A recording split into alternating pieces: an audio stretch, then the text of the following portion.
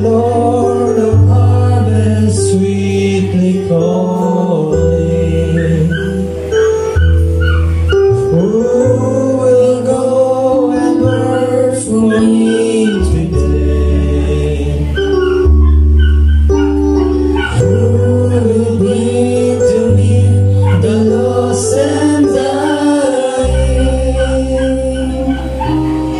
Who will point them to the narrow way? Speak, my Lord. Speak, my Lord. Speak, and I'll be quick to answer thee. Speak, my Lord. Speak, my Lord. Speak, and I will answer, Lord, send me. When a coal of fire touched the prophet, making him as pure can be. When the voice of God said, "Who will go for us?" Then he answered, "Here I am, send me." God bless you, Pastor. Speak, my Lord. Speak, my Lord. Speak, and I'll be quick to answer thee. Speak, my Lord. Speak, my Lord. Speak, and I will answer, Lord, send me. Last stanza. Soon the time for weeping will be over. Soon we gather for the harvest home. May the Lord of harvest smile upon us. May we hear His blessed child with us. Hallelujah. Speak, my Lord. Speak, my Lord. Speak, my Lord. Speak, and I'll be quick to answer thee. Speak, my Lord. Speak, my Lord. Speak, and I will answer, Lord, send me. Speak, and I will answer, Lord, send me. Hallelujah. Isa mong kapalang umaga sa ating lahat. Bago tayo naman sa ating opening prayer ay para sa ating faith from the Word, ay nasa munang basahin yung ating teksto sa umagang ito. Dito pa rin sa Book of Judges. Sabi dito sa Judges chapter 16 verse 26. And Samson said unto the lad that held him by the hand, "Suffer me that I may feel the pillars whereupon the house standeth, that I may lean upon them." Verse 27, "Now the house was full of men and women, and all the lords of the Philistines were there, and there were upon the roof about 3,000 men and women that beheld while Samson made sport. Last verse sabi dito, and the Samson called unto the Lord and said, O Lord God, remember me I pray thee, and strengthen me, I pray thee, only these ones, O God, that I may be once avenged of the Palestine for my two eyes. So yan po yung mga salita ng Panginoon at tayo po ay sumadaling manalangin. Panginoong Diyos na makapangyarihan po sa lahat at binasa namin ang iyong mga salita at ang aming dalangin ay patuloy na Panginoon na ikaw ang bigay ng kapahayagan sa iyong mga salita. At Panginoon, patuloy na kung ang iyong Espiritu Santo ay samahan kami siyang may akda ng mga salitang aming binasa, Panginoon, at magawang Panginoon, may pangusap sa likuran ng pulpitong ito ang iyong mga salita. At ganoon din, Panginoon, sa bawat nakikinig sa mga upuan ay patuloy na ikaw po ang magbubukas ng kanilang puso, Panginoon, ang pangunawa, Panginoon, sa iyong mga salita, Panginoon. At huwag kaming manalig sa aming sariling kakayanan, Panginoon, na kundi kami manalig, Panginoon, sa iyo na ikaw lamang ang aming tagapagpaliwanag, Panginoon, ng iyong mga salita. At Panginoon, patuloy na katulad sa sinabi, Panginoon, ng iyong salita, Panginoon, kung paanong ang langis ay bumubuhos, Panginoon, sa ulo ni Aaron hanggang sa ito'y dumaloy sa kanyang balbas, hanggang sa kanyang mga damit, Panginoon, ay Panginoon, gawin nawa ang gawin mo po ngayong umaga, o paanong ibinuhos mo ang iyong mga salita, Panginoon. Inayag mo ito sa iyong lingkod na nasa likuran ng iyong pulpito, patuloy na itago mo sa iyong likuran, at kung paanong, Panginoon, hinayag mo sa kanya ang iyong mga salita, nawa, Lord, ay ganun din ay dumaloy ito sa mga katawan sa iyong katawan na iglesia, Panginoon, na Panginoon, kung paanong pahid ang patuloy na dumadaloy, Panginoon, kung paanong aming natanggap, ay nawa po ay ganun din po ang pumatak, Panginoon, sa bawat isa sa amin ngayong umaga. At maraming pong salamat, Panginoon, sa bawat mga kapatiran namin na hindi namin kasama ngayong umaga. At pagpalain mo, Panginoon, sila. Gamitin mo po ang mga recording videos, Panginoon, na patuloy na amin pong ginagawa para po, Panginoon, sa kapakanan ng mga kapatiran na hindi po nakakatin, Panginoon. Maraming salamat, Panginoon, sa namin ikinukomit ang buong oras na ito na nalalabi, Panginoon, para sa bagiginig ng iyong salita. Maraming salamat sa tanging pangalan ng Panginoong Kristo. Amen at Amen. So tayo po'y malayo na makaupo, mga kapatid. Okay? At sa umagang ito ay ang ating pamagat ay pakiklik na sis. Okay. I will deceive church by the word, part 2. Okay, sabi niya, just one more Lord. So part 2 ito ng topic natin nung nakaraan, mga kapatid.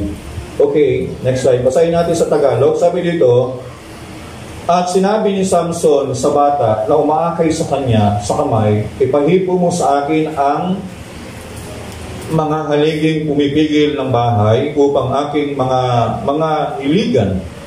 Ang bahay nga ay puno ng mga lalaki at babae, at lahat ng mga pangulo ng mga Palisteo ay nandun, at sa bubungan ay may 3,000 lalaki at babae na nanunood samantalang pinaglalaruan si Samson.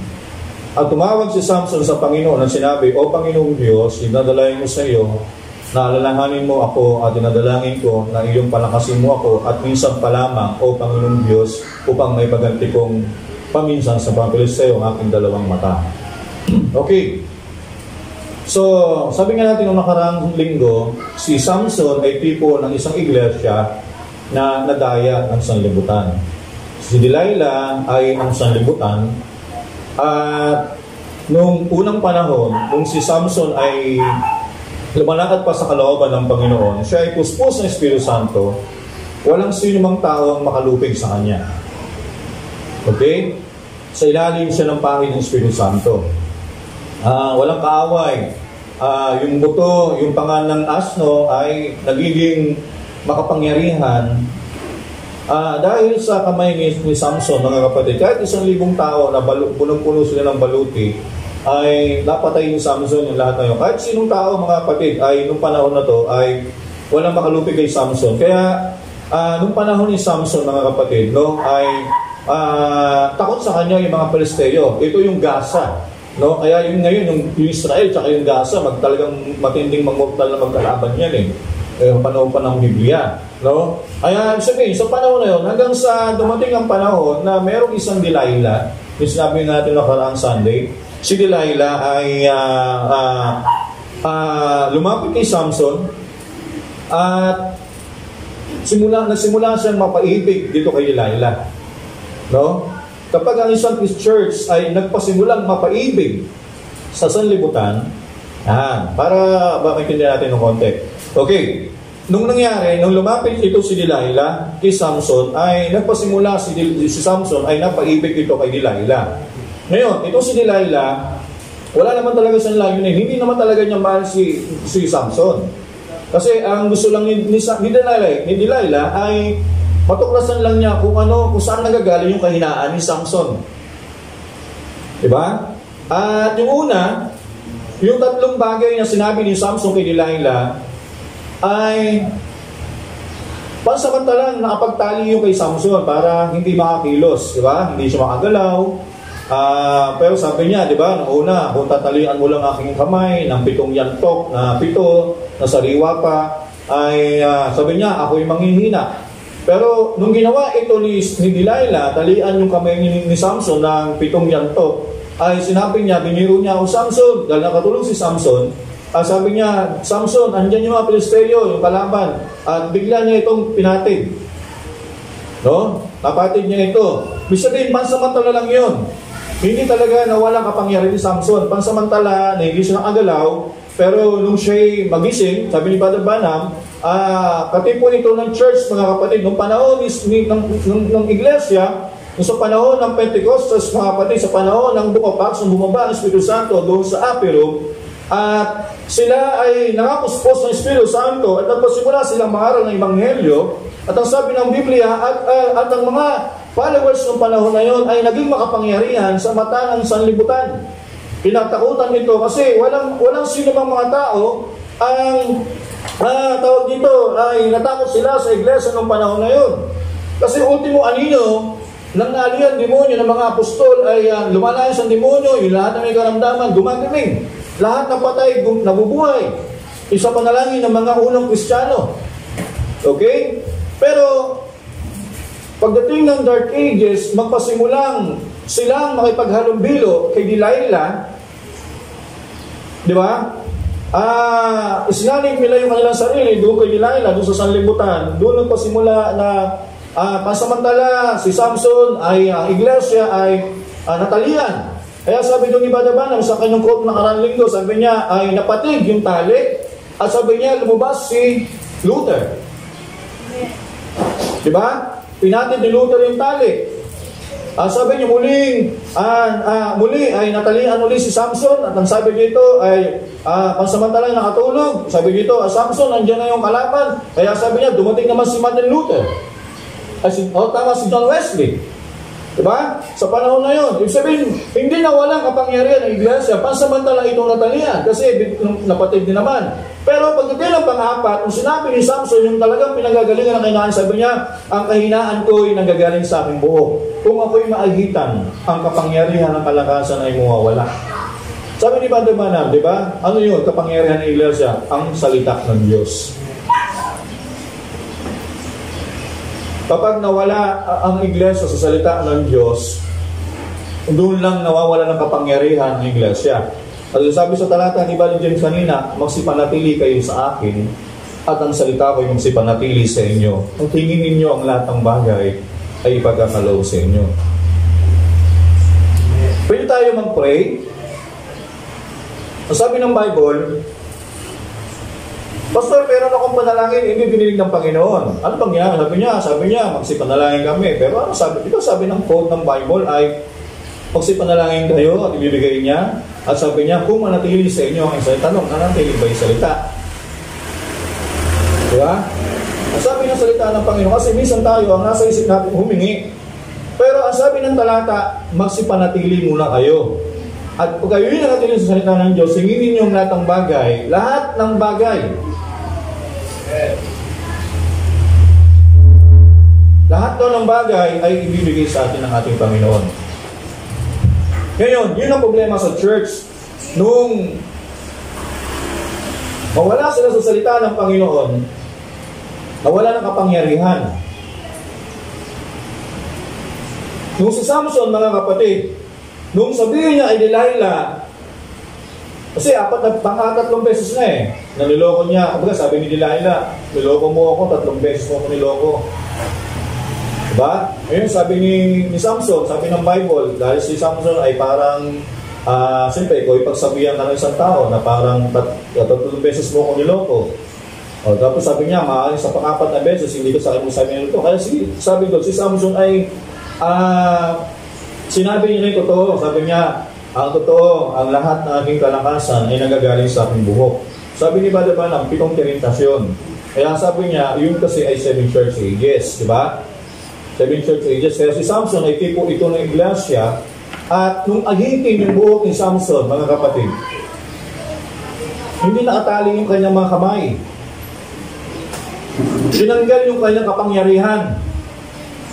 Hindi nawala yung lakas ni Samson, hindi nawala yung laki ng katawan niya.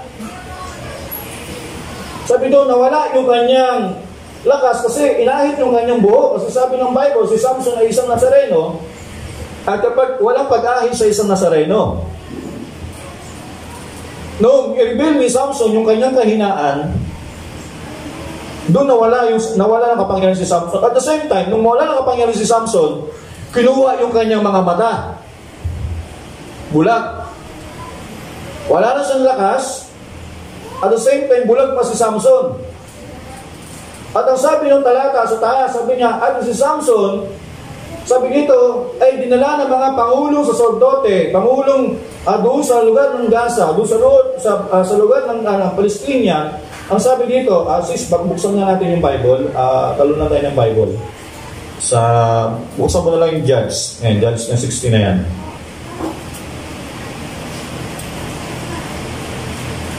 Simulan natin sa para makita tayo ng kapatiran natin sa talata. 16 verse 23.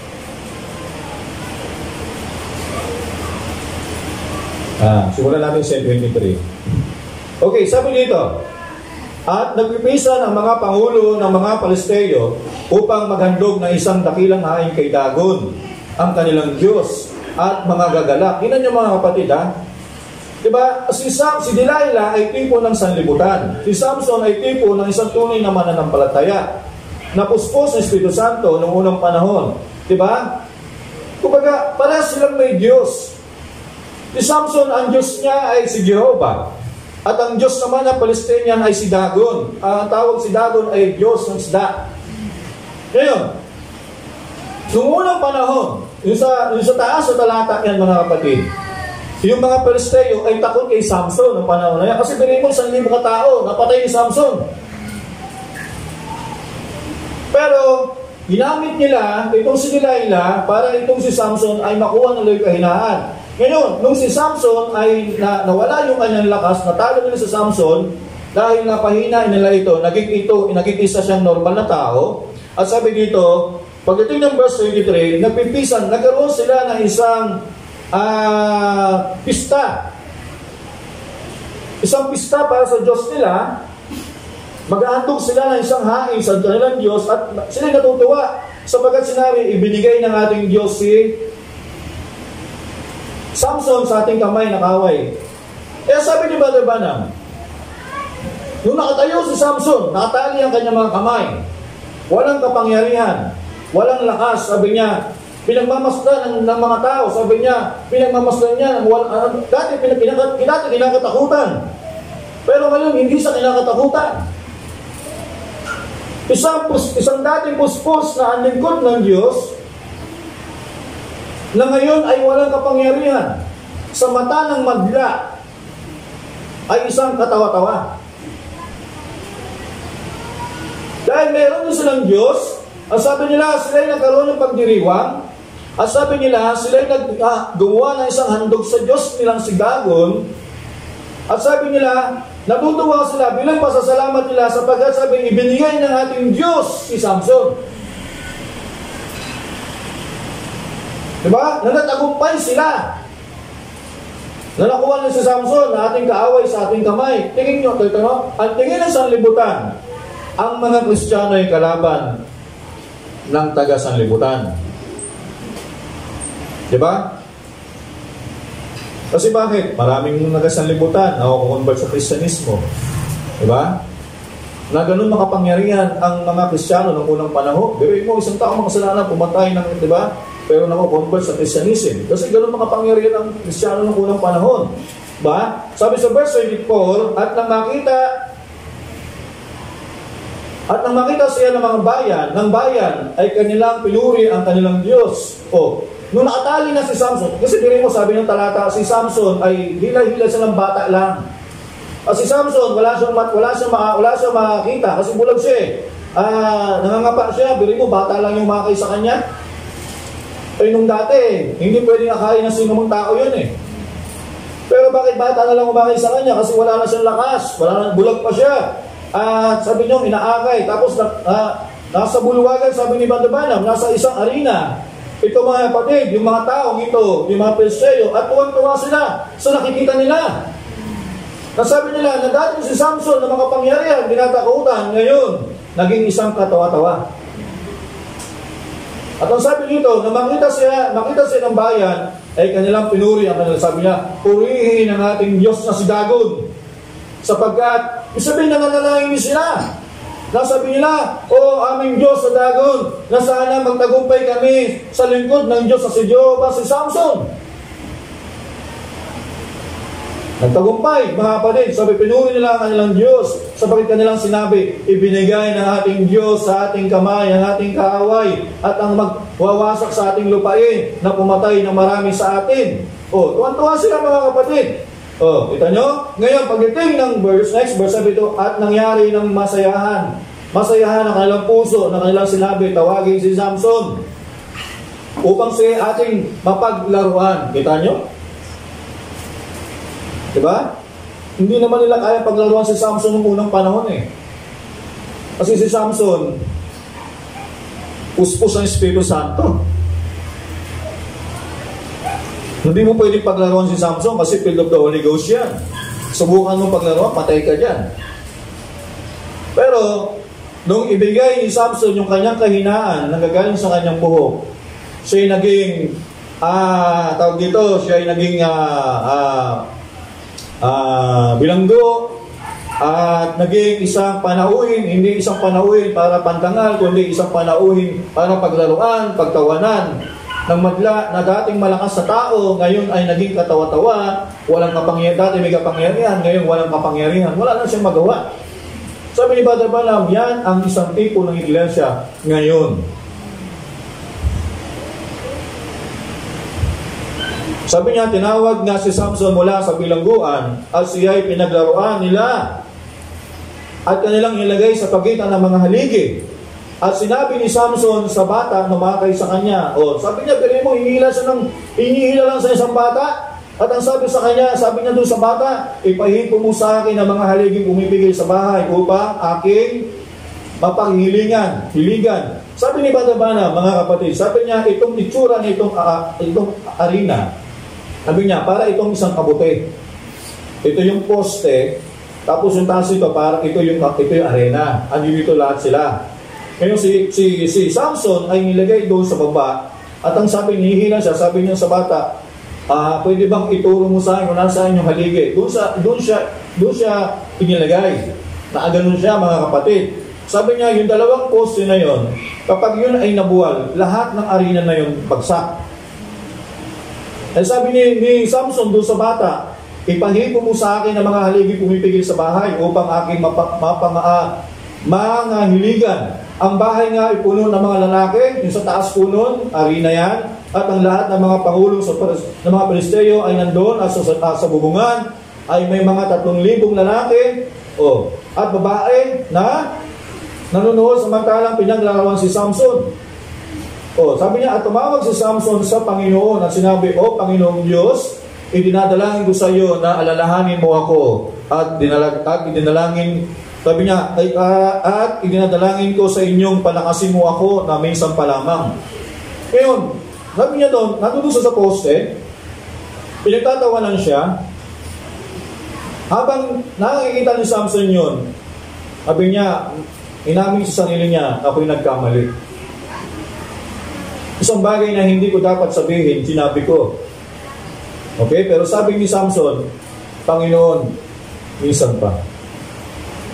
Amen. Bigyan mo ako ng lakas. Na itong mga taong ito na sinasabi nilang mali ang Diyos na pinaglingkuran ko. Alam ko nagkamali ako. Hindi ka ako nagkamali. Ako ang nagkamali. Kaya sabi niya, Samson, dinalangin niya pa. Sabi niya, minsan pa, Panginoon, bigyan mo pa ako ulit ng lakas. Sabi niya, dinalangin ko sa iyo, palakasin mo ako, na minsan pa lamang, O Diyos, upang may ganti ko. Paminsan, sabi niya, sa mga Pilisteo, yung aking dalawang mata. At si Samson ay pumigil ng dalawang gitnang haligi. Sabi niya, na pumipili sa bahay at sinuhay sa mga yaon at ang isa sa kanyang kanang kamay. Nilagay niya doon sa kanang kamay poste at sa kaliwang kamay ang kaliwang poste. Sinabi ni Samson, mamatay nawa akong kasama ng mga Pilisteo, at inubos niya ang kanyang buong lakas at ang buhay bumagsak sa mga pangulo, at sa gayon ang nangamatay sa kanyang pinatay sa kanyang kamatayan ay higit pa kaysa pinatay niya sa kanyang kabuhayan. Nang magkagayoy, ibig sabihin, ang napatay lang ni Samson nung siya'y malakas pa, 1,000 lang sa kanyang panganang asno. Pero nung sabi niya, Lord, minsan pa ay bigyan mo pa ako ng isang lakas, sabi niya, 3,000 na yon, namatay po yung paligasama ni Samson. Okay, ano tayo ba? Balik tayo sa presentation, sis. Okay, nagano lang ako. Foundation lang po yun. Okay? Gusto ko muna makita sa inyo yung... Okay, doon tayo sa quote. Okay, sabi dito, maliliit pala itong sabi ko. Okay, sabi dito sa message ni Brother Branham na just one more Lord, Tagalog, sabi niya, marahil isang mainit na araw noon, nagdaos sila ng isang malaking pagdiriwang, at nalulungkot ako, sabi ni Brother Branham, sa tuwing naiisip ko ito, dahil sa katangian na nung relihiyong pagdiriwang na yun, alam nyo, ayos lang naman ang isang pagdiriwang. Pero depende ito sa katangian ng pagdiriwang. Ito'y isang pagdiriwang na talagang ayaw ko sanang tukuyin. Ito'y naroon sa lupain ng Pilisteo, at ang pinagdiriwang nila ay talagang nalulungkot ako, sabi ni Brother Branham, na sabihin, ito ay tagumpay lamang sa lingkod ng Diyos. Isang tagumpay, isang pagdiriwang ng pagtatagumpay ni Jezebel na nagagagumpay ay Samson. Na isang pagtatagumpay, ay isang pagdiriwang ng sanlibutan na sila nagtagumpay sa mga Kristiyano. Iba ang Diyos ng sanlibutan. Iba ang Diyos ng mga Kristiyano. Diba? So alam naman natin yan, ang Diyos ng sanlibutan, sinabi ng Biblia yan. Diba? Ay sabi ng Satanas, sabi niya kay Jesus, sabi niya, nakikita mo bang lahat ng mga bagay sa sanlibutan na ito? Sabi niyo, kung sasambahin mo ako, ibibigay ko sa lahat ng yan. O sino ang Diyos sa sanlibutan? Diba? Pag napagtagumpayan ng sanlibutan ng Kristiyano, diba sabi niya, praise the Lord sa aming Diyos. Sapagat napagtagumpayan namin ang itong taong ito. Diba? Na sinasabi niya, Kristiyano raw siya. Puspos sa Espiritu Santo. Oh, pero ngayon sabi niya, sa amin ang pagtagumpay, kaya sasabihin niya sa libutan, kaya magdidiriwang sila sa kanilang Diyos, sapagkat ano ang nangyari? Dahil ang pinidiriwang nila, ang isang Kristiyanong nahulog sa sanlibutan. Pag nahulog sa sanlibutan, nawawala ng kapangyarihan. Kaya may mga taong Kristiyanong wala ng kapangyarihan, diba? Ultimo panalangin, ultimo ubo, sabi nga nila, hindi gumagaling. Kahit anong panalangin, parang walang naramdaman. Kasi baka isang bagay, baka tanungin mo sa sarili mo, baka wala ng lakas. Okay? Ang sabi nito, ang tagumpay laban sa mga lingkod ng Diyos, ang suwail. Kasi nalingkod ng Diyos ay nagdala ng kahihiyan sa pangalan ng Panginoon at bumagsak sa pagkakatalo at ipinagdiriwang ng mga Pilisteyong ito ang dakilang panahon na yon na pananagumpay na ang kanilang Diyos na isda ay nagtagumpay laban sa lingkod ni Jehovah. Noong unang panahon, ang Kristiyano, pinag-usapan, we're talking about Christian, sa panahon ng early church, pinakatakutan ng Kristiyano noong unang panahon. Kasi walang Baptist, walang Methodist, walang Pentecostal, walang Katoliko. Lahat sila yung tinatawag ng isang Kristiyanong salita. At ang nagbansag ng Kristiyano ay hindi ang Kristiyano, kundi ang mga taong hindi mananampalataya. Sa doon sa Antioquia, sinabi, unang tinawag ang mga alagad, sabi, sila yung mga Kristiyano. Walang Baptist, hindi sabi, sila yung Baptist, sila yung Methodist, sila yung Pentecostal. Nung nagkaroon ng denominasyon, sabi niya, pansamantalang natali ang isang iglesia, pansamantalang hindi na akilos dahil saan? Sa denominasyon. Pero sabi niya, pinatig ang tali. Pero ibig sabihin, hindi. Ibig sabihin, nawala ng kapangyarihan ng church. Pero nawala ng kapangyarihan ng church nung lumayo na ang simbahan sa salita ng Panginoon. Doon lang. Ngayon, ang tao, ang church, ang Kristiyano, nawala ng kapangyarihan sa salita ng Diyos na kahit anong panalangin na wala na. Kasi bakit? Kasi nga, wala kasi magagawa. Kasi bakit nga pati? Dahil siya ay nadayanan ng sanlibutan. Totally nadayanan sa ni Jezebel. Na kahit anong gawin natin, wala na pong kapangyarihan. Okay, next slide. Sabi dito, hayat itong si Samson, isang lalaki na isang namumukod-tanging lingkod ng Diyos. Ngayon ay nakatayo siya roon. Yung sinasabi dito, nung si Samson na ay nanghina na siya, wala na siyang lakas, wala na siyang buhok, at bulag yung kanyang mga mata. At sabi doon siya, nakatali na, at nasa harapan ng magla. At sabi doon, yung mga tao na nakatingin sa kanya, ay hindi sinasabi, kinakatakutan siya, kundi siya ay tinutuya. So, panin yung tinutuyatan ng mga Kristyano? Diba, sabi niya, nakatayo roon, niligay sa kahihiyan. Sabi niya, bulag, nangihina, isang kahihiyan, ay isang larawan ng isang pinanghinaan ng loob, na henerasyong lubog. Isa itong larawan ng isang bansa na wala ng kapit sa Diyos. Isa itong larawan ng isang iglesia na nawala ng kapit sa salita ng Diyos. Yun nga ang nirepresenta ni Samson dito. Nilagay sa kahiyan, bagbag ang kalooban. Okay, next. Sabi dito, kaya't nakikinitakot nyo ba? Siya habang nakatayo roon, ang dakilang lalaking ito na minsay pambihirang bagay ang kanyang ginawa noon. At ito na siya ngayon, nakatayo rito na ganoon ang kalagayan, nilagay sa kahihiyan. Kaya nga, ang sabi ko, kapag bagbag ang kalooban, isang simbolo ng gustong kong ipahayag ngayong gabi, nirepresenta ng simbolong ito ang mismong oras na kinabubuhayan natin. Sinabi ni Brother Branham ito, 1963. Ilang year na tayo ngayon? 63. Di ba? O ilang taon na nakalipas? Kung sabihin niya ito, 1963, tapos na 2025 ngayon. O, sabi niya, nirepresenta ng simbolo ito mismo ngayon, oras na kinabubuhayan natin ngayon, na ang kalagayan ngayon ng iglesia, pagbag ang kalooban, lihis sa salita ng Panginoon, nilagay sa kahihiyan, wala na sa tamang lugar, at dumarating ang tanong ngayon na ang sulat kamay ay nasa dingding na, at sino ang makakabasa nito? Walang isang nakakalam tungkol dito. Okay, next slide tayo, sis.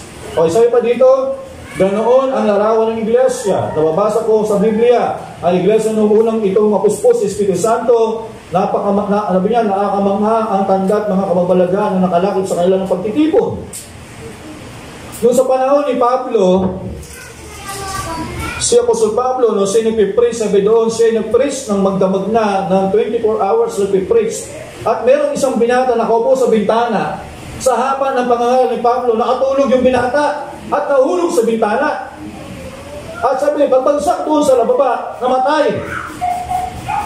At nung pinuntahan ni Pablo, ni Pedro, yung mga alagad pala yun, nila Pedro, yung binata nahulog doon sa bintana, at sinabi nila, sa pangalan ng Panginoon Jesucristo, binata, magbangon ka.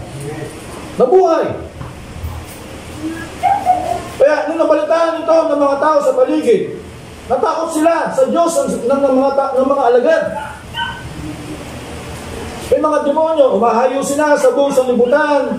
Lahat ng kanilang mahipo ng kamay, gumagaling. Lahat ng ilalim ng demonyo, gumagaling. Lahat ng patay ng kanilang mahipo, nabubuhay. Kaya ang mga tao ng panahon ng Kristiyano ngayon ay kinatakutan sa buong sanlibutan. Dahil sa pangalan ng Panginoon Jesucristo, sa pangalan ng pagiging Kristiyano, mga kapatid. Noong unang panahon, ang bawat mga Kristiyano, pag nagtipon sila, kasi wala pa pong denominasyon. Hindi pa nababahagi ang bawat mga Kristiyano. Ngayon, alam nyo mga kapatid, ang nagpawala ng kapangyarihan sa iglesia ay ang denominasyon. At sabihin natin, nasa mensahe naman tayo. Wala tayo sa denominasyon, pwede ka maging isang denominasyon, kahit hindi ka isang denominasyon. Ano yun? Yung inilalayo mo yung sarili mo sa ibang church. Ano sabihin mo? Mali sila, kami lang ang tama.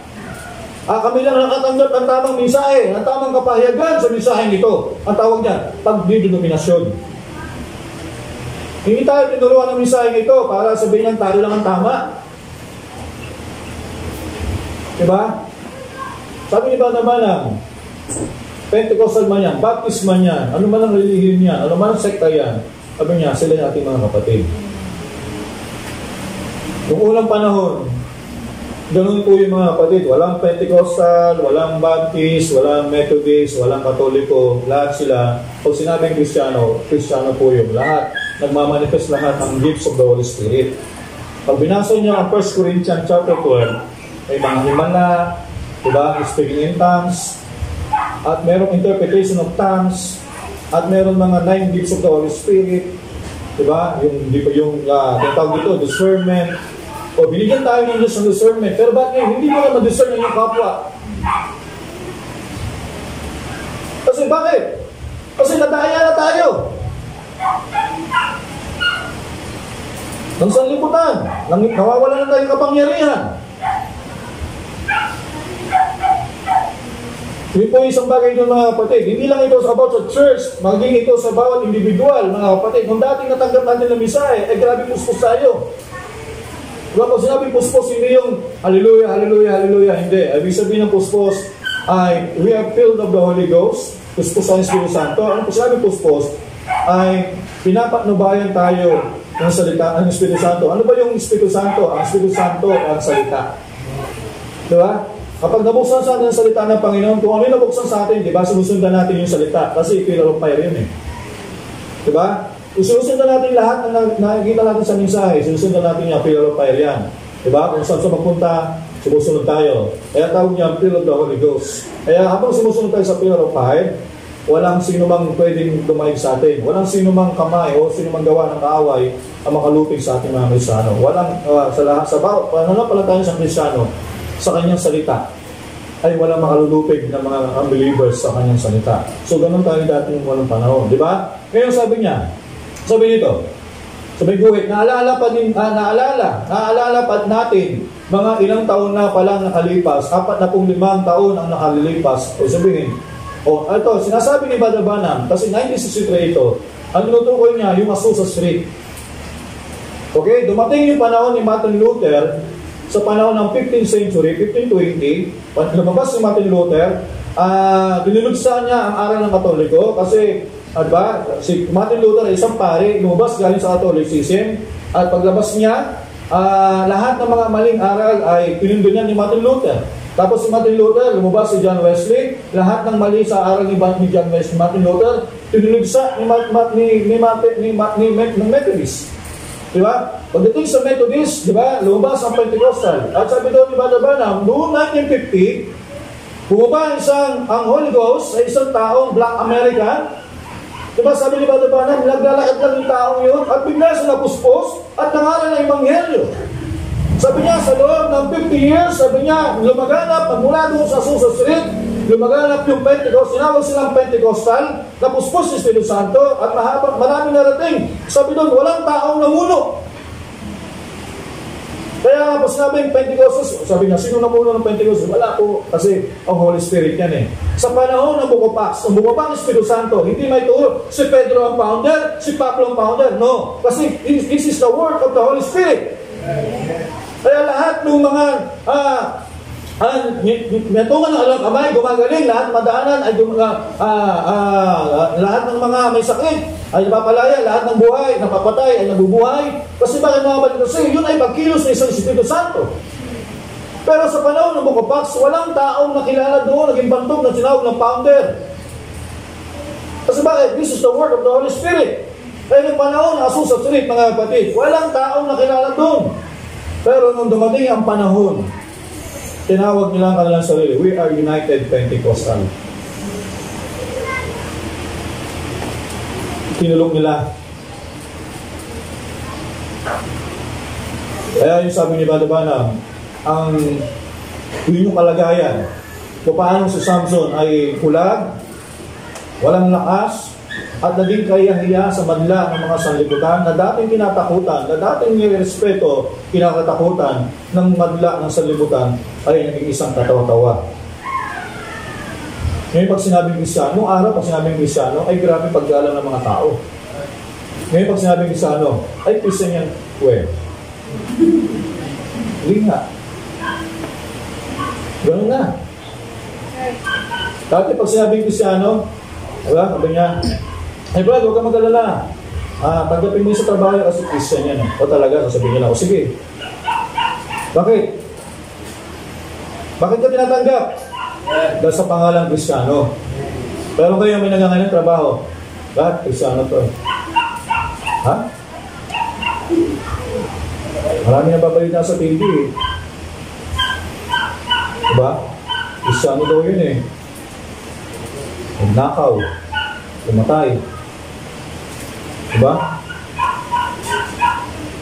Nawawala na ng kapangyarihan. Nawawala na ng kwentang pag sinabing Diyos sa mata ng magla. Kasi bakit? Kasi sa kanila, nagiging katatawa-tawa na isang Kristyano. Kahit nung araw, pag sinabing Christian, diba, mataas yung kanilang pagrespeto. Pero ngayon, nawala ng kapangyarihan. Ay sabi dito, sabi ni Brother Branham, naalala pa natin, sa panahon ito ng Azusa Street, 1950 yan.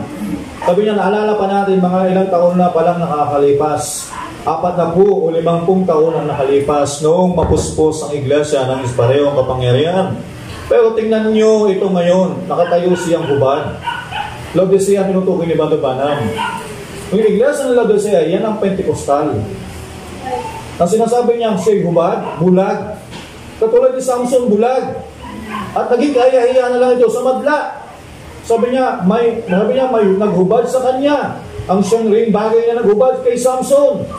Sabi niya, kung sino yung naghubad kay sa iglesia, yun din ang naghubad kay Samson. Sino si Samson? Sino si Delilah? Ang sanlibutan. Diba? Inuubaran tayo, mga iglesia, sa sanlibutan. Diba?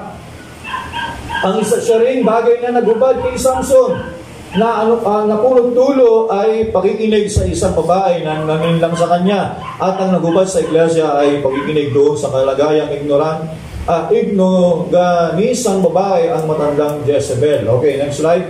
So, sabi dito, ang mismong bagay na dahilan ni si Samson ay ibinangon para gumapi, ay yun ang gumapi sa kanya. At ang iglesyang Pentecostal ngayong gabi ay nakatayo sa parehong landas.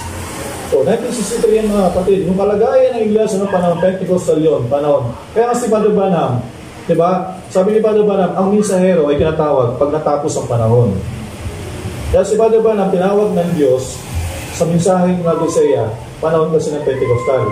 Tinawag si Brother Branham, patapos na ang panahon ng Pentecostal.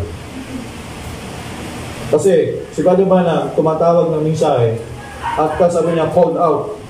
Diba? Lumabas kayo, bayan ko. O kaya yung lumabas doon, diba? Yung isang, yung dating si Samson, nakahiya-hiya, yung iglesia, doon tinawag si Brother Branham. At tumawag doon sa Pentecostal, sabi niya, lumagsilabas kayo sa kanya, bayan ko. Kaya lumabas ang tinatawag na bride age. At ito ang bride age. Diba? Ngayon, ito yung bride age, mga kapatid. Sabi dito, okay, i-connect natin yan mamaya. Okay, sabi dito, at ang iglesia ng Pentecostal ngayong gabi ay nakatayo sa parehong landas. Ang mismong bagay na ibinangon siya para aligid. Alam niyo mga kapatid, noong panahon ng Azusa Street, noong 1950 yun. Diba? Kung paano nangyari doon sa panahon ng Pentecostes, mga kapatid, ay dumating din sa panahon ng 1950 sa Azusa Street at lumaganap ito sa buong mundo. Kaya tinatawag dati, ang mga tao ay tinawag ng mga Pentecostal. Kasi ibig sabihin ng Pentecostal, sila ay filled of the Holy Ghost. Pero hindi ito isang grupo. Hindi ito isang denominasyon. Kapag ang isang tao ay lumalakad sa kalooban ng Diyos, ang tawag ng panahon na we are Pentecostal people. Diba? Ngayon, walang taong namumuno nun, mga kapatid. Sabi doon. So sabi dito, yung Pentecostal ito ngayong gabi, nakatayo sa parehong landas. At ngayong bagay na binangon pa upang gabi. Ngayon, naging isa itong denominasyon. So ngayon, naging denominasyon ito, tinawag silang Pentecostal, mga kapatid. Ngayon, ayat muli siyang umalis, pabalik dito, at ang kanyang kapangyarihan ay nawaglit. Tama, umalis sa kanya ng kapangyarihan ng Panginoon. Dapat nating malaman na sa bawat panahon sa buong kasaysayan na sa tuwing ang isang iglesia ay nag-organisa, ay ang iniiwan ito ng Diyos sa mismong punto na iyon. Bumagsak ito, hindi na muling bumangon. At ang Pentecostal ay isang bagay na lumabas mula sa denominasyon, pero ang nangyari mismo, pinili natin ang gawang tao sa pangunguna ng salib ng Espiritu Santo. Noong panahon ng Pentecostes, Azusa Street, walang taong namuno. Ngayon, nung sila naging United Pentecostal, hindi ka pwede maging pastor na hindi ka nakapag-aaral ng Bible School. Hindi ka pwedeng humayo na hindi ka nag-aral ng degree about sa pagkapastor. Hindi ka nag-aral ng theology ng Pentecostal. Ngayon, hindi na makakilos ang Diyos doon. Kasi bakit? Kasi pumasok na yung aral ng tao.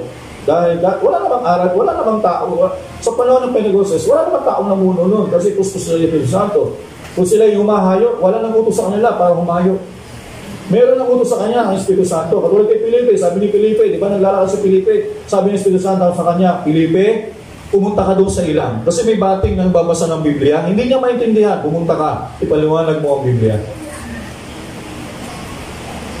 Noong unang panahon ganoon, hindi sasabihin, humayo kayo, pumunta kayo sa ganung lugar.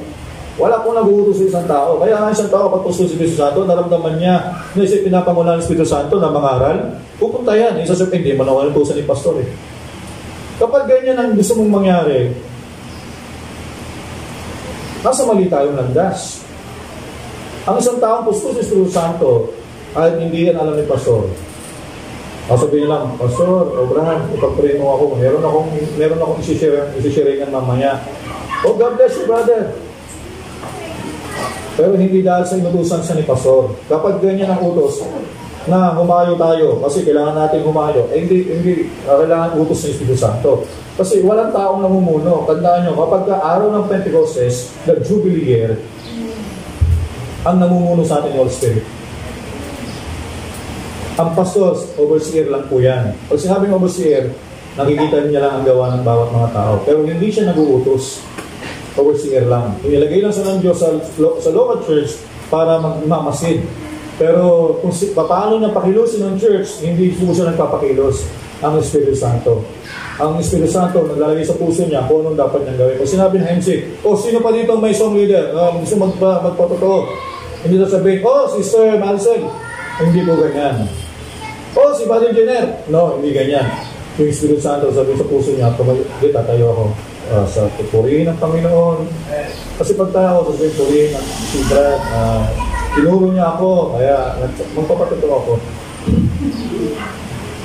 Hindi gano'n. Diba? Ang isang tao puso sa Espiritu Santo, may leading ng Holy Spirit. Ganun din sa paghayo. Kung nakakaramdam ka na parang hindi ka makatulog, nag-aalab ang puso mo, no? Parang may gustong pagawaan nyo sa'yo. Kasi yung gusto nyo pala mag-preach ka, o pangaral mo ang kanyang mabuting balita, do it. Kasi ganyan yung panahon ng Pentecostes. Di ba? Yung panahon ng Jubilee year. Panahon ng yan, ganyan pinapakilos ng Espiritu Santo ang kanyang iglesia. Ngayon, sabi dito, dapat nating malaman na sa bawat panahon, sa buong kasaysayan, na sa tuwing na ang isang iglesia ay nag-organisa. Kapag ang isang iglesia ay nagiging organisado, o sinasabi niyang siya lang, haya't iniwan ito ng Diyos mismong punto na yon, bumagsak ito at hindi na muling bumangon, at ang Pentecost ay isang bagay na hinlubas mula sa denominasyon. Pero ang nangyari mismo, pinili natin ang gawang tao na pamumuna sa halip ng Espiritu Santo. Okay, sabi dito, at ang mismong bagay na ibinangon ng Diyos ang Pentecostal pa rin gawin. Haya't gumapos sa kanila, inalisan ng kapakikisama, inalisan ng kapangyarihan, nagbabangayan, nagtatalo-talo, sala sa init, sala sa lamig, ang mga miyembro, Magaganda't bagay, magagarbo, lahat. Pero may mainam pa sana ang kalagayan nila noong mayroon lang silang lumang tambol ng Salvation Army o munting lumang gitara noon sa kanto o sa kung saan dako muli. Mas gugustuhin ko pa yung ganoon kaysa sa mga katedral nating mga pinatatayo at nagkakalaga ng milyon-milyon. Sabi ni Brother Branham, okay pa yung may luma tayong drums. Diba? Kahit natitiis tayo. Sabi niya, nung pinalitan ng bago, nung gitara luma, bumili ka ng bago. Sabi niya, nawala na yung dati. Yung dating sigla. Hindi sinasabi ni Brother Branham. Sabi niya, mas gugustuhin ko pa yung kahit yung luma yung dati, kahit sira-sira. Pero sabi niya, gugustuhin ko pang hindi wala tayong simbahang malalaki, katedral. Pero sabi niya na gumagastos sila ng kahangang mga milyon-milyon. Okay? Ang sabi nito, ngayon, ano ang ginagawa nito? Dinadala nito ang iglesia na mahubaran ng kapangyarihan nito. Walang itinira, kundi pangalan. Kaya nilarawan nito ng eksaktong yung sa Apocalypse chapter 3, ang kapanahon ng iglesia ng Laodicea na tinanggihan si Kristo nasa labas. Diba? Sabi doon, sinasabi mong ako'y mainit at hindi malamig, hindi mainit. Sabi niya, isusuwang kita. Yan ang kalagayan ng Laodicea. Diba? Kaya nga, ito yung panahon ng Laodicea, mga kapatid. Kaya nga, mga tao dito, tinatawag ng Kristiyano at tinitingnan ng sanlibutan. Sabi niya, ay malahininga. Minsan mainit, minsan hindi. Pero tinatawag sa nilang Kristiyano. Yan daw ang Laodicea.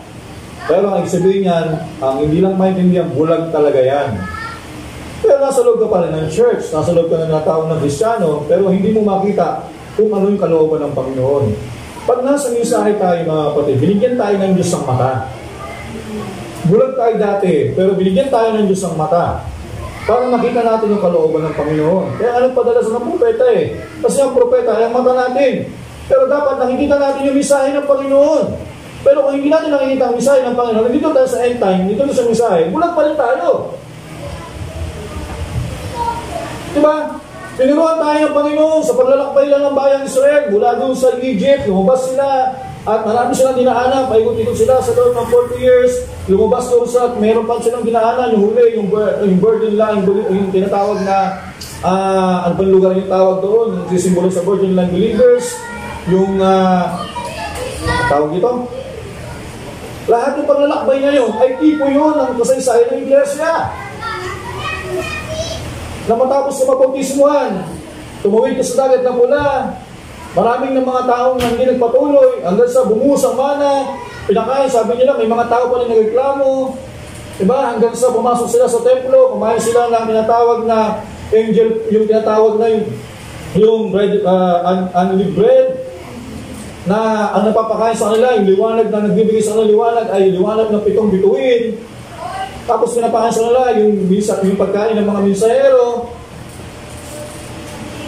Pero pagdating mo doon sa tinatawag na most of holy place, dito sa Holies of Holies, hindi na 7 church angels ang nagbibigay ng liwanag sa iyo, kundi si Kristo na. Sabihin, may paglalakbay, may yugto ng paglalakbay. At kung hindi mo makita ito, at iniisip mo parang ordinary lang tayo nagsisimba, ordinary lang tayo nakikinig ng salita ng Diyos, at hindi mo pa rin talaga nakita ang mensahe, bulag ka pa rin. Masakit sabihin niya, pero bulag pa rin tayo, mga kapatid. Kasi ang hindi bulag, dapat nakikita natin kung anong mensahe ngayon. Diba? Kung anong mensahe niya alakbay natin. Kasi may mensahe tayo Kaya tayo nagdito ngayon, mga kapatid. Pero tayo mensahe pinagsasalusaluhan. At gusto natin malaman kung ano yung sinabi ni Brother Branham sa atin. Kung paano dumating sa kanya ang mensahe ng malinaw, ay makuha natin ng napakalinaw. Para yung mga tao ay, wala na si Brother Branham. Sinasabi natin, ako dito Brother Branham. Yes, wala na si Brother Branham. Pero nandito ang Holy Spirit. Sabi ni Brother Branham, ang tao ay namamatay, pero ang Espiritu Santo hindi namamatay. Ang Espiritu ay sumasalin sa ibang tao. Kahit wala na si Brother Branham, pero meron pa rin angel binigay ang Diyos sa bawat local church. At kung ano yung angel, yun din ang pagkain binigay sa ating panahon. Kung tayo nabuhay sa Laodicea, may mensahe dito. Sa lahat natatanggap ng mensahe ni Brother Branham, we are end-time believers. Pero dapat makita natin kung ano yung kinakalagay natin ngayon. Kaya si Brother Banal nag-preach siya, di ba? Sabi niya, ang misahe sa takdang kapanahunan. May misahe sa bawat panahon. May misahe ngayon sa panahon natin. Di ba? Na kailangan nating ilatag ito sa kongregasyon. Na mailatag natin kung anong misahe dito. Kasi sabi dito, yan isang bagay na nangyari. Kasi kung hindi natin ito makikita, yung salita ng Diyos sa panahon natin, nagbigay ang Panginoon dito ng halimbawa sa panahon ng kasaysayan ng lumang tipan, pinaliwanag sa atin ng propeta. Sabi dito, dating ang panahon, kapag dumating si Moses, sabi niya, lalabas din ang si Jari, si Jambres. Sino ba si Jari, si Jambres? Kumakalaban kay Moses. O sabihin natin, teka muna, baka mamaya kumakalaban ako sa pastor namin. Kasi pag kumalaban ako, si Jambres na ako. Dapat nakikita mo yung kalagayan mo. Kaya ibig ko sabihin, kaya may preaching the word. Kasi tinitingnan ng Panginoon, binibigay sa atin ng Panginoon, mag-ingat tayo, baka maya hindi mo nakikita ang misahe. Diba? Kaya may misahe ang Panginoon. Kaya sabihin, ano ba yung kalagayan? Ngayon, nasa ilang sila, kumakain tayo ng tinapay, kumakain tayo ng pugo. O diba, pinapakain tayo ng Panginoon. Sino ba dito hindi kumakain, hindi pinagpapala ng Panginoon? O diba, wala naman yun. Pero sa kabila ng lagi na lang tuyo, lagi na lang noodles, di ba? Lagi na lang karninas.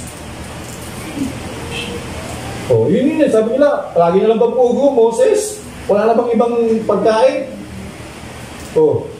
Ang sabi nila, bigyan mo kami, Moses, ng karne, binigyan ng Panginoon. Sabi nila, bigyan mo kami ng mana, binigyan ng Panginoon ng mana, ng paulan. Nagreklamo pa rin. Pag pinapakain naman tayo ng Panginoon sa labas. Kaya yung mga napugo dyan, tipo yan ng mga pangangailangan natin sa araw-araw. Pagdating sa pangalawang dako, di ba, nagkakaroon, hindi na ibang pagkain ang kinakain ngayon.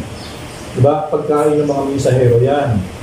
Di ba, ibang tinapay na yan. Pero pagdating sa Holies of Holies, isang tinapay na nakatago. Ano yan? Nangangailangan ng isang papahayagan. At sino naghahayag? Si Kristo. Hindi ko ang bawat manggagawa. Hindi re-reveal sa manggagawa ang salita niya, pero hindi ang manggagawa ang nag-reveal. Ni-reveal sa kanya, pero si Kristo ang naghahayag.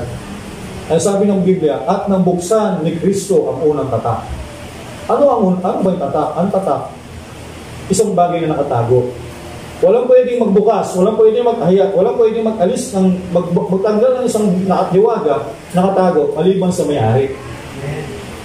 Sabi niya, nung buksan ni Kristo ang unang tatak, sabi niya, ang mga hiwaga. Diba? Tapos, nung pagdating ng Revelation chapter 10, bukas ng aklat, binigyan niya doon sa kapitong anghel. Hindi si Brother Branham, piniris niya. Hindi si Brother Branham nagbukas. Si Kristo ang nagbukas, ibinigay niya kay Brother Branham. Kaya ganoon din ang ginagawa ng manggagawa, binuksan ng Kristo, inibigay ng manggagawa. Okay? Ngayon, next slide. Sabi nito, ngayon, karamihan sa naglalakihang mga iglesia, kailangan daw pumasa sa isang tao, ang isang tao sa isang pagsusuri ng psychiatrist. Okay, bago siya payagan na maging isang membro, misyonero sa ibayong dagat. May mga simbahan ngayon, kaya nga naging organisasyon, hindi maging pwedeng magministro, pastor, misyonero, na hindi nakapasa. Saan? Sa pagsusuri. Psychiatrist, sabi niya, meron psychiatrist sa pag-iisip, kung normal yung pag-iisip mo. Pag nakapasa ka, tsaka palang papayagang umayo ka, meron bang ganon? Sabi ni Brother Branham. Ngayon, sabi niya, yan ang nagiging dahilan, kaya tinatalian ang iglesia ng Diyos na pansamantala hindi makakilos. Okay? Sabi niya, ang unang iglesia noon ay wala man lang pagsusuri na psychiatrista. Pero kinakailangan nilang dumaan sa pagsusuri sa dugo ni Kristo. Yan ang malaking kaibahan. Ngayon, sa tutunay na iglesia ng Panginoon, kung ikaw ay isang ministro, meron ka naramdaman sa puso mo ng isang gusto mong gampanan. Sabi niya, siya ay sinusuri sa ilalim ng dugo ni Kristo. Iniris ni Brother James ang tanda, ang token, Dalawang klase. Kaya isa mabilis. Pag binanggit mo antukin, maraming mga antukin. Pero pag sinabi ang token, the token, yan. Ang token ay ang dugo. Nalala ko pa nung bago pa ako sumisahe, year 2002 yata ako pinilis yung una yung tanda. Kasi nung araw, pag marami kang mga kasamang mga babagsaga sa misahe, alam ko pa si Tony Ong noon. Si Tony Ong kasi dati kay Pastor Will pa sabi sa akin, andun si Pastor Tony Ong eh. Tinuro ko po yung yung token. Sabi sa akin, Brother June, nabasa ko yung token na yan. Sabi ko, Pastor, sabi ko, Brad, opo. Pero alam ko, marami pa akong kulang. Marami pa akong kulang na hindi ko pa nakikita ngayon. Kasi alam niyo po kasi sa mensahe, yung talagang naka-align talaga sa sa mga booklet. Pag sinabi mo kasing token, pag isang taong nabasa na yan, alam nila yung sans, alam nila yung laman. Kahit saan mo pasukot-sukutin yan, alam nila kung meron ka nakaligtaan, kung meron ka hindi tinuro. Yung likod nyo, diyan po ko nasanay sa ganyang pangangaral. Kaya pag pinangaral mo yung Marriage and Divorce at nabasa ni Pastor Daniel, sabihin sa'yo, yun, nabasa ko yung Marriage and Divorce. Pag sinabi sa'yo, nabasa ko yan, sabihin mo agad, oo nga Pastor eh, meron pa akong mga hindi pa nakita. Kasi, ganun dati, sa linyada ni Pastor Ruel, nila Pastor Dani, Pastor Nestor, pag nandun ka sa ilalim ng ministry nila Pastor Vernon, pag pinilis mo yung why not denomination, at pinilis mo rito, at nandiyan si Pastor Ruel, si Pastor Dani rin, nagsasabihin si Mama na yan, Brad,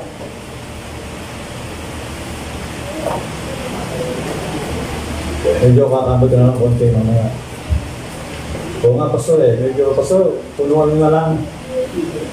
Alam ko, marami pa akong hindi nakita doon sa mga bagay na nabasa.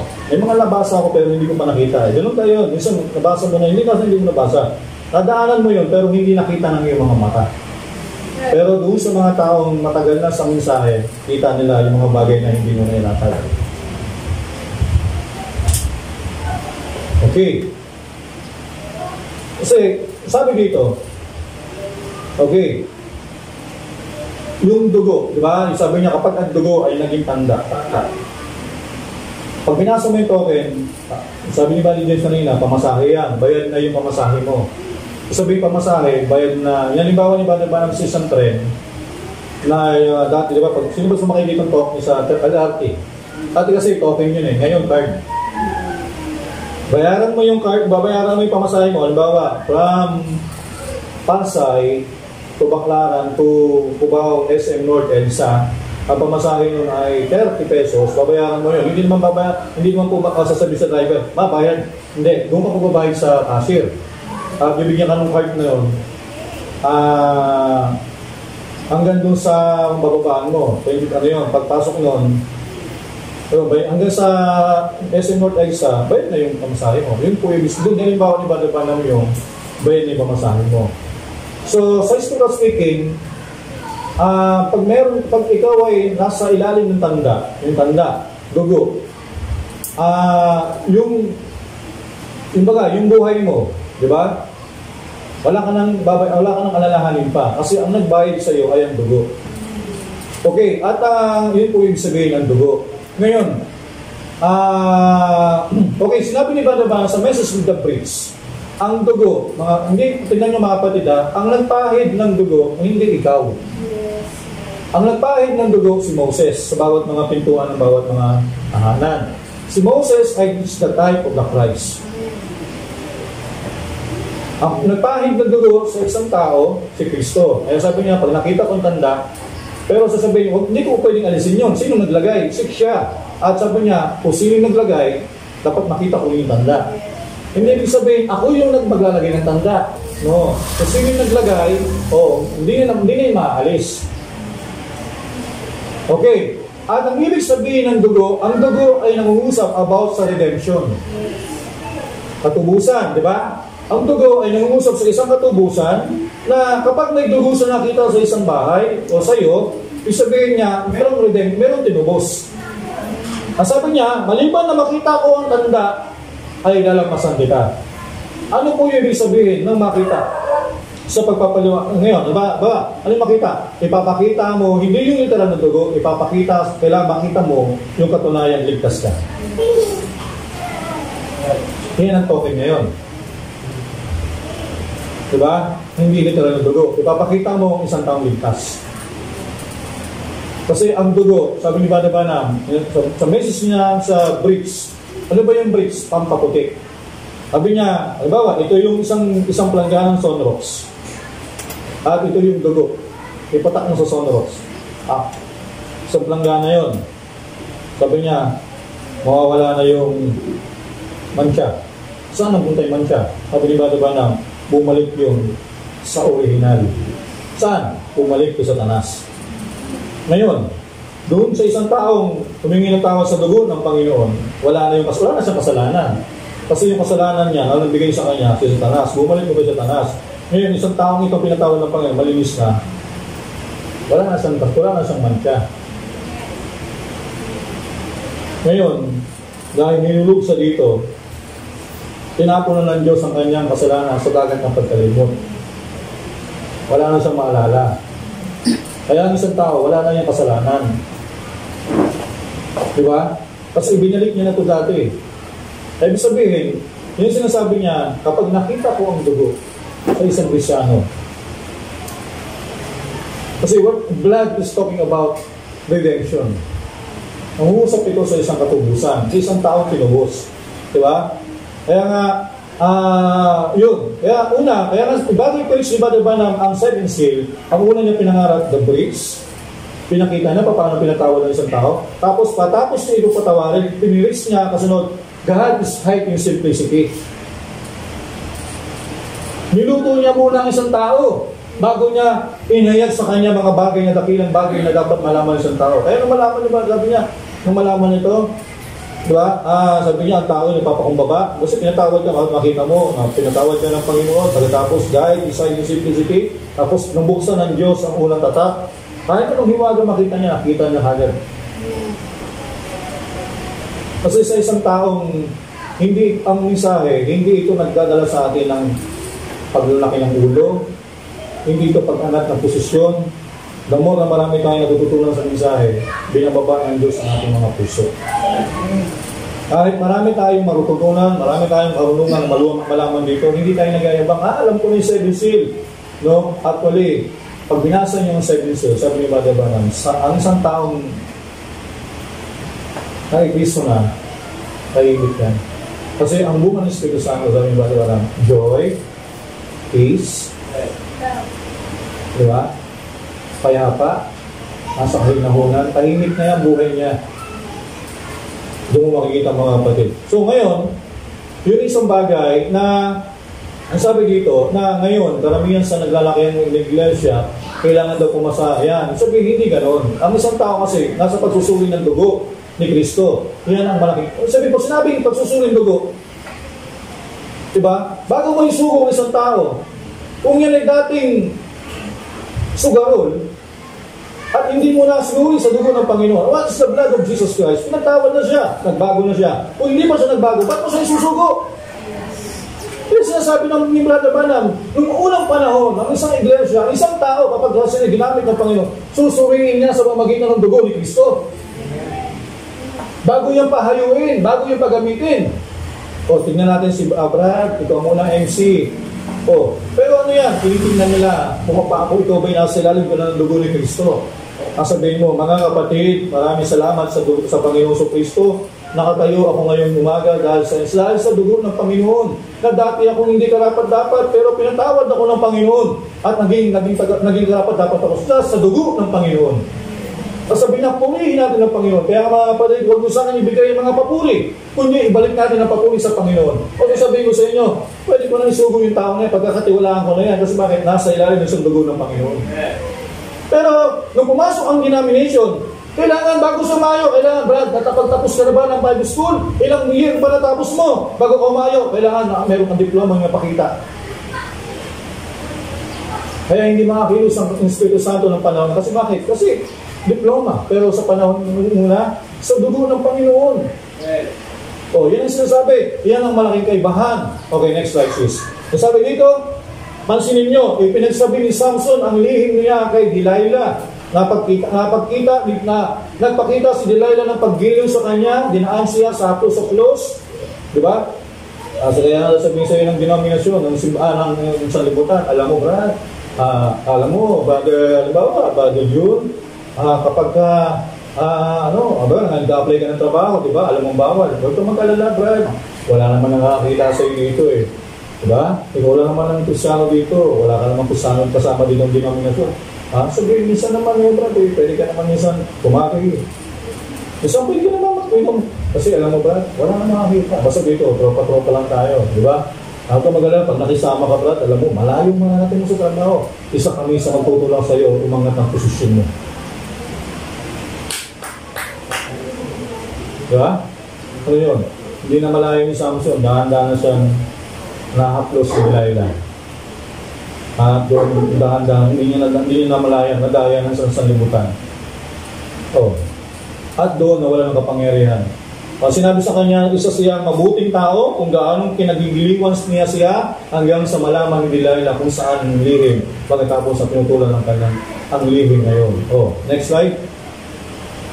Sana tapusin natin. Ngayon, mayroon na tayong mga sementaryo, nagpipisa ng mga ministro, walang mumpay tayo, nagsisipag tayo ng malalaki pa.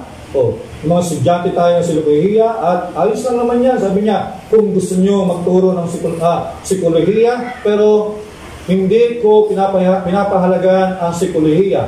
Ang tanging gusto ko lang ay makilala si Jesucristo. Yun lang ang aking tanging gusto ko lang makilala ay siya. Ngayon, nalaman natin na mayroon na tayo noon. Tunay na tutuparin noon ang propesiya sa 2 Timoteo chapter 3, kung saan sila'y magiging sala sa init, sala sa lamig, alam niyo na, matitigas ang ulo, mga palalo, mga magibigay sa kalayawan, salip na maibigay sa Diyos, at mga walang mabag, mga walang pagbibigay sa sarili, mababangis, at mga hindi maibigay sa mabuti. Okay, so yan ay mga nangyayari. Okay, next. Okay, sabi dito, ganoon na ganoon sa kung paano nakatayo si Samson, ganoon ang katayuan ni Samson. Marahil naisip niya ang mga pagkakamali niya habang nakatayo siya roon. At hindi ako naniniwala, sabi niya, hindi ako naniniwala na makatatayo roon ng isang taon at makapag-iisip ng matino. Sabi niya, na makapag-iisip na ang panamaayos, siyamang nalalaman na ito na siya ngayon at naging isang kadikisuran mismo. Grabing kalagayan, malakit lantad na malaking nakatayo roon. Ang buong pagkalalaki na nasa kanya, pagkalalaki na sa kanya ay matatawag kung muscle, bawat isa noon ay nandoon. Okay, nandoon pa rin daw yung mga laki ng isang muscle niya. Okay, next slide. Sabihin, laki ng simbahan, laki ng organization, laking dami ng tao, nandoon pa rin. Dahil sabi ni Brother Bana, naroon pa rin ang mga muscle niya, naroon pa rin ang malalaki niyang mga muscle, mga simbahan niya, mga malaking tao, mga biik niyang mga braso, naroon pa rin ang mga malalaki niyang mga kamao. Okay, marahil sinlaki pa rin siya ng gaya ng dati. Sa totoo lang, ang Iglesia Pentecostal ay malaki kaysa noon, pero nasa ng Diyos. Diba? Nasaan daw ang Diyos ngayon? Ganun nga. O habang nakatayo siya roon, ay naalala ng mga pagkakamali niya. Naalala niya kung ano ang naging sanhi nito simula. Ang sanhi nito, una, ay hindi mismo ang pagkabulag ng natural niya mga mata, kundi ang pagkabulag ng kanyang spiritual na paningin na hinayaan niya si Delilah na nakinis siya nito. Okay? Sabi niya, at pansinin niyo, yung unang pagsamo ni Samson sa kanyang panalangin Panginoon upang may pagiganti ko ang aking dalawang mata. Alam niya nung doon dumating ang problema niya. Pansinin niyo, humaba na ang buhok niya, pero bulag pa rin. Kailangan niyang mga pangapa sa lahat ng nalalabing araw ng kanyang buhay. O sabihin, pag pinangapa mo pa rin, hindi mo pa rin alam ang ginagawa mo, mga kapatid. Sabi niya, bulag ka pa rin. Di ba? Bulag ka kasi. Okay. Ngayon, maaaring napakalaki ng makinarya natin gaya ng dati at napakarami ng mga membro, pero ano ang makinabang nito? Kung bulag naman kayo sa bagay na mismo na nagaganap sa harapan nyo at hindi nyo ito makita-kita, ito na ang mga bagay na nangyayari dito mismo, araw-araw, nakalagitnaan ng mga tao, iniyayag ng Espiritu Santo ang sarili niya at hindi ito makita ng mga tao. Pabulagan ang iya, espiritual na pagkabulag.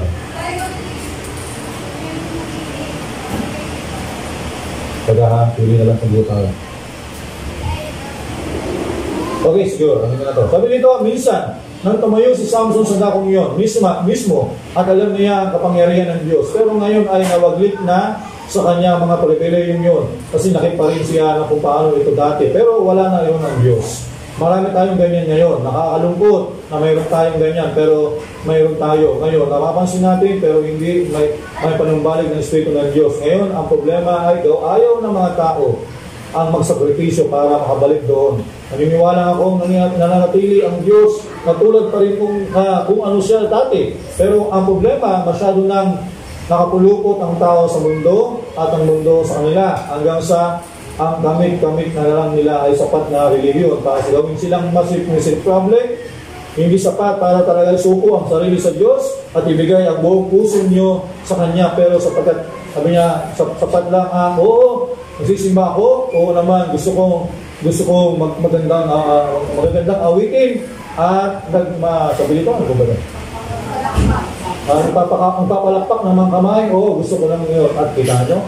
So, sabi niya, ang ngayon, yan sabi doon, kasi sabi niya, gusto ko na lang kumanta ng mga kantahan, magandang awitin, kung walakpak ng kamay, gusto kong gumagabay. Pero yun na lang, pero sabi niya, kahit kung walakpak ka, kung wala naman ang Diyos doon, wala ka ng kapangyarihan, wala na ang Diyos doon. So, yun po isang bagay na kalunos-lunos, mga kapatid. Okay, ano ba? Okay, sabi yun sa message na Abraham, don't look back. Sabi niya ba, diba naman? So, pag binasa mo kasi ito sa taas, tumutukoy ito sa asawa ni Lot. Lumingon siya sa palikod. Sabi niya ba naman, don't look back. Huwag tayo tumingin sa likod. He that puts his hand on the plow, even turn to look back, is not worthy of plowing. Sabi niya, tingnan niyo isang taong nag-aararo, walang nag-aararo tumitingin sa likuran. Sabi ni Brother, sa scripture, that what in this church, brother, you put your hand on the plow and call yourself Pentecostal. Sabi niya, subukan mo kapatid, ilagay mo yung kamay sa isang araro at sabihin mo ikaw ay Pentecostal, filled with the Holy Ghost, pero tumitingin ka sa likuran, hindi yun Pentecostal. Okay? Stop looking at the Word. Huwag kayong tumingin sa sanlibutan. Kasi inalis na tayo sa sanlibutan eh. Kailangan natin ng trabaho. Pero, sabihin, yung mga bagay na kalayawan sa sanlibutan, huwag na natin tingnan yan. Wala na tayo dyan eh. Sabi niya, and acting like the Word. Huwag tayong gumawa katulad ng sanlibutan. Okay? And punishing yourself like the Word. With all this kind of stuff. Huwag natin gawin yung ginagawa nila and having worldly things. Yung mga bagay na bagay. Instead, staying home. At tapos nag-stay tayo sa bahay, watching television instead come prayer meeting. Diba, araw na prayer meeting. Sabihin mo, ay, wag na lang muna ako manood. Kung mautin ako ng prayer meeting, manood na muna ako ng TV. Prayer meeting yun eh. Sabi niya, huwag tayong mga bagay yan. Kapag prayer meeting, sabi niya, kung may time naman kayo, mag-tayo ng prayer meeting. Huwag niyo ipagpalit niyan sa panonood niyo ng TV. Okay, while sinner come to the altar, at the altar and never get a move out of anybody come and interest anymore. So, yan mga kapatid, no? Sabi niya, huwag nating hayaan na, kaya nga, sabihin, si Samson, di ba? Nawala na siya doon sa kalooban ng Panginoon. Pero sabi niya, dear Lord, isang bagay na lang, isang pa. Kaya mo, ibalik mo sa akin yung dating lakas na wala. Pwede naman tayo mag-pray. O Panginoon, kung nawala po yung joy ko, yung kagalakan ko, dati yung kasiyahan ko na yung kagalakan ko sa gawain ng Panginoon, ngayon nawala na eh. Diba? Pero hindi mawawala ang joy kung walang ginawa ng isang tao. Diba? Na may isang bagay na nawala. Pero sabi mo, Panginoon, once more, just one more, Lord. Ibalik mo sa akin yung sigla. Ibalik mo sa akin yung saya. Ibalik mo sa akin yung kapangyarihan. Ibalik mo sa akin yung galak. Ibalik mo sa akin yung joy, yung peace. Diba? Yung long suffering. Once more, Lord. Yan, once more. Diba? Bumalik, anong susunod? Bumalik ka lang sa salita. At yun lang po yung paraan para i-bless ka ng Panginoon. Diba? Yung isang bagay, kaya pag nakita mo ang salita ng Diyos na malinaw sa'yo, pasalamat ka na binubuksan ng Diyos ang pintuan ng biyaya para sa'yo. At yung mga bagay yun sa libutan ay tawag idadagdag na sa'yo ng Panginoon. At hindi mo na kasabihin, Panginoon, bless mo po yung aming trabaho. Kahit hindi mo na pagprayan, i-bless ni Lord. Kasi bakit? Kasi binilas ko muna ng Lord sa mga makalangit na bagay. At kung hindi mo kasi makita yung makalangit na bagay, hindi ka pagpapalayan ng Panginoon sa mga bagay na mahal sa lupa nito. Okay? So, secondary na lang yun. Kaya tayo bilang believers, binigyan tayo ng Diyos ang mata para makita natin yung tunay na pagpapala. Kung naghihirap man tayo dito, okay lang po yun. Pansamantala lang. Pero hindi naman po pamatagalan yan. Pero, kung medyo kulang yung na-budget natin sa araw, pag-pray natin, Panginoon, bigyan mo po kami ng dagdag na income, dagdag na buhay, no? Para kung mapagtulungan man ang aking asawa, bukas kami ng isang maliit na negosyo, na kahit isang sari-sari store lang, sari-sari store hanggang sa lumaki, naging grocery na. Hanggang grocery, naging isang supermarket na, di ba? O kasi bakit? Kasi doon na sa gana ngayon. Ganun lang yung mga kapatid, lahat ng bagay ay dapat ganun. Kasi, di ba? Ito pa nga kayo niya, si Virginia, di ba? Pag-uwi nga. Pag-uwi ka na ba, Dada? Diba? Kasi kapakulo na ng tubig kasi gana sa planggana ng tubig na mag-init, naligang ka matuso ng asin. Kasi bakit? Kasi kailangan kasi palakasin yung mga paa mo, bro. Kailangan palakasin yung mga paa mo kasi bukas magkikinta ka pa ulit. Kasi kung hindi yan palakasin, diba? Oh. So, ganun lang. Yan lang talagang part natin, diba? Nasa ano naman yan yan ang buhay natin bilang hindi kaya politik ka tayo mga mas believer hindi tayo dumadaan ng mga kahirapan. So sa isang taong believer, normal pa rin kung dumadaan tayo. Iba-iba tayo ng mga pagsubok. Mayroong iba dito, ang palagay nila parang si Bob, diba? Wala ang lahat sa kanila. Ang paliwaliwan nila yung asawa at gusto pang sumpain yung asawa nila. Sumpain mo na yung gusto mo. So, iba-iba tayo ng kalagayan. O, diba?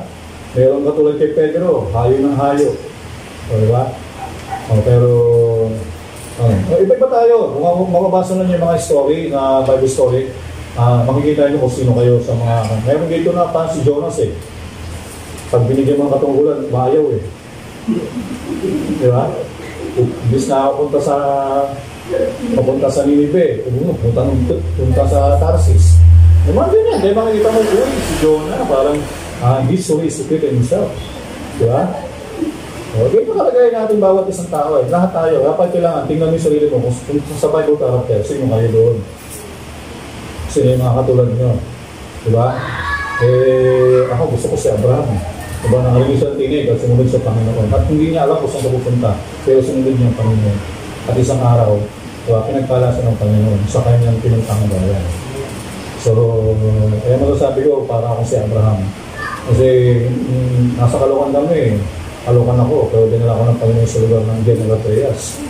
Na hindi ko alam kung anong gagawin ng Panginoon sa akin dito. Pero dahil yung kanyang tawag sa akin, sinunod ko na lang yung tawag sa akin. Kasi isang araw, yun, meron ko lang plano ang Panginoon. So, yun po yung mga bagay ganun mga kapatid. So, yun po yung pag nawawala ng kapangyarihan ng isang tao, sabi, bumalik lang tayo sa salita ng Panginoon. At marugdog tayo manalangin Panginoon, isa pa, ay ibalik mo sa akin yung lakas na nawala. Kapangyarihan na nawala sa akin, binigay mo sa akin. Isa pa, pakapuspusin mo ako ngayon sa pang-spirito. Okay? So, yun lang yung aking gusto sabihin sa part 2. God bless you all. Sa ito, at nawala po, pagpala tayo.